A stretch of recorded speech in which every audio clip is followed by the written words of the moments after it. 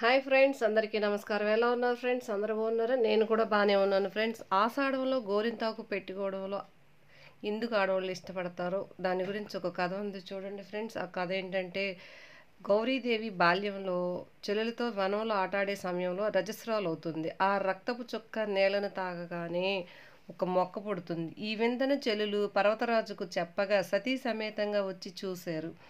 ఇంతలోనే ఆ చెట్టు పెద్దదై, నేను సాక్షాత్ పార్వతీ రుద్రాంశతో జన్మించాను, నా వల్ల ఈ లోకానికి ఏం ఉపయోగం కలదు అని అడుగుతుంది. అప్పుడు పార్వతీదేవి ఆ చెట్టు ఆకు కోస్తుంది.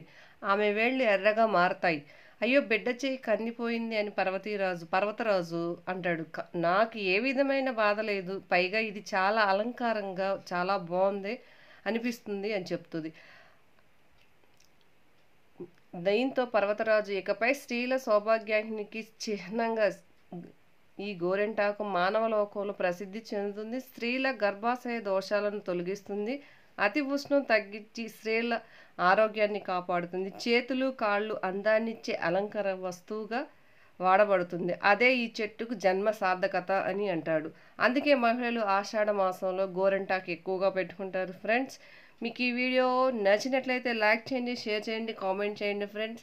సబ్స్క్రైబ్ చేయటం మాత్రం మర్చిపోవద్దు. పక్కనే ఉన్న బెల్ ఐకాన్ క్లిక్ చేయండి. మీకు ఈ వీడియో నచ్చిందని అనుకుంటున్నాను. Thank you for the watching friends.